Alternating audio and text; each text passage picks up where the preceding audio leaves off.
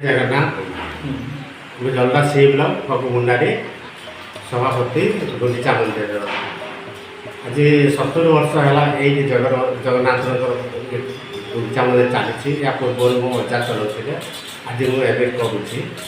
ଆଉ ଯାହା ବି ହେଉଛି ସବୁ ସୁରୁଖୁରୁରେ ଚାଲିଛି। ଆଜି ଥିଲା ହେରା ପଞ୍ଚମୀ, ଆଜି ବି ସୁରୁଖୁରୁରେ ଚାଲିଲା ଆଉ ସବୁ ସରିଲା, ବହୁତ ବଢ଼ିଆ ହେଲା। ଆଉ ସବୁ କାର୍ଯ୍ୟକ୍ରମ ଅବଢ଼ା ଦିଆ ହେଉଛି, ଗୋଟା ହେଉଛି, ବିକ୍ରି ବି ହେଉଛି, ସମସ୍ତେ ସୁରୁଖୁରୁରେ ଚାଲିଛି, ବଢ଼ିଆ ହେଇଛି। ଆଜିର ପର୍ବଟା ନିଆରା ପର୍ବଟା ବହୁତ ନିଆରା। ଆଉ ବାହୁଡ଼ା ପର୍ବ ପାଇଁ ଆଉ କେଉଁ ଲୋକ ପ୍ରସ୍ତୁତି ହେଇସାରିଛି। ଜୟ ଜଗନ୍ନାଥ। ମୁଁ ଶିବଶଙ୍କର ରାଜ, এই ଗୁଣ୍ଡିଚା ମନ୍ଦିର ବରିଷ୍ଠ ସଦସ୍ୟ, ଜଲଦା ସି ବ୍ଲକ। ଆସନ୍ତା 24 ତାରିଖରେ ଆମର ବାହୁଡ଼ା ଯାତ୍ରା ପାଇଁ ଆମ କମିଟି ତରଫରୁ ସମସ୍ତ ପ୍ରସ୍ତୁତି ଚାଲିଛି।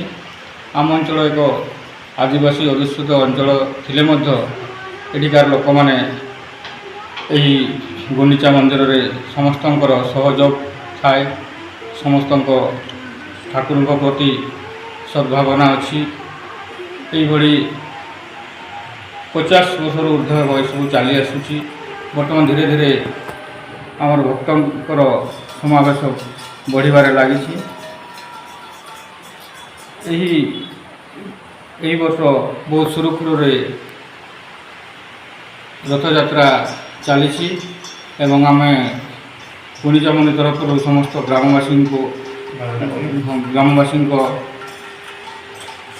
ଶୁଭକାମନା ଠାକୁରଙ୍କଠାରେ ଆମେ ଜଣାଉଛୁ। ସମସ୍ତେ କେମିତି ସୁରୁଖୁରୁରେ ତାଙ୍କର ଭଲ ଭାବେ ରହିବେ, ଏତିକି ଆମେ ଠାକୁରଙ୍କଠାରେ ଆମେ କମିଟି ତରଫରୁ ପ୍ରାର୍ଥନା କରୁଛୁ।